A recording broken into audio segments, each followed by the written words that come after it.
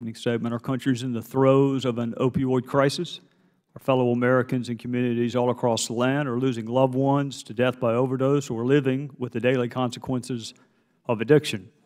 As we highlighted in our hearing last week, the problem is worsening, and our country is in desperate need of a central, coordinated government response at the national level because, for other reasons, in addition to other reasons, drugs do not respect territorial or geographic boundaries. The Office of National Drug Control Policy, which is an entity situated within the Executive Office of the President, plays a critical role in coordinating the nation's drug control policy and programs. With 16 federal departments and agencies operating $30 billion of drug control programs, the role of a central coordinating office is imperative. ONDCP is currently operating under an expired authorization, yet they continue to receive annual appropriations from Congress. It's our responsibility as the authorizing committee for the office to provide clearly defined expectations and requirements under which Congress expects the office to operate. 2 weeks ago, our committee released a discussion draft of legislation to reauthorize ONDCP and implement recommendations included in the President's Commission on Combating Drug Addiction and the Opioid Crisis. Over the last 2 weeks, the committee held roundtable discussions with officials from ONDCP, a hearing with ONDCP stakeholders, and collected feedback from states, localities, stakeholders, and individuals nationwide. And yesterday, the committee introduced bipartisan legislation, the Coordinated Response through Interagency Strategy and Information Sharing Act, also known as the Crisis Act. This bill reauthorizes the office under a new name, the Office of National Drug Control, by requiring the office develop a strategy to implement key recommendations from the President's Opioid Commission. The Crisis Act calls for an immediate and comprehensive response to the opioid epidemic. This legislation also ensures federal resources allocated towards combating the opioid epidemic are met with coordination and strategic planning, which are essential for producing results. Being a responsible steward of taxpayer funds means doing a lot, sometimes with less. Requiring funding and programs be matched with measurable goals and regular assessment of program effectiveness will ensure accountability and transparency. The Crisis Act also enhances the office's authority to coordinate and oversee the National Drug Control Program. By expanding ONDC's role in the budget process, there will be increased transparency when certifying and justifying the sufficiency of requested funds.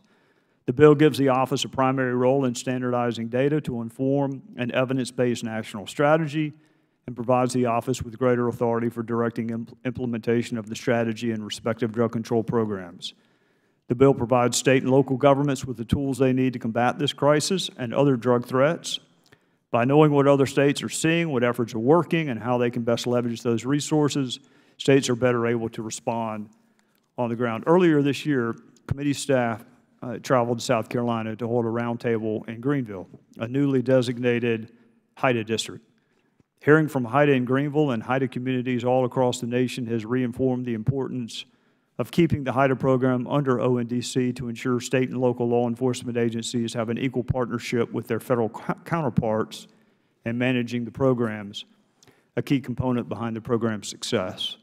Finally, this bill establishes a process for identifying and addressing emerging threats. It requires ONDC to establish a national action plan as soon as an emerging threat is detected so we can get ahead of threats before they become crises. We stand at a critical point in our nation's opioid crisis. Our federal government is in desperate need of a coordinated national response because our fellow citizens are in desperate need and, frankly, counting on us to at least get this right. Before I close, I do want to thank each one of the members of this committee on both sides of the aisle and their staffs and their personal offices and the committee staff on both sides, majority and minority, for being able to accomplish something even in a very challenging environment like the one we sometimes find ourselves in. And it's always a risk when you begin to mention certain members with particularity, but it's a risk that I'm going to have to run today because I want to thank Mr. Cummings personally. I want to thank Mr. Conley. I want to thank Chairman Mark Meadows, Gary Palmer, and so many others who worked behind the scenes without fanfare, without any increase in their salaries despite the increased work. But more than anything, I want to thank the women and men who are not members of Congress, who just wanted to dedicate their lives to public service.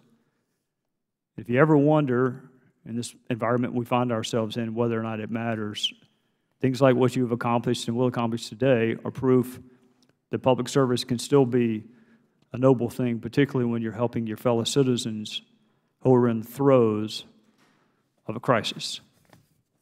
Does any other member wish to be heard?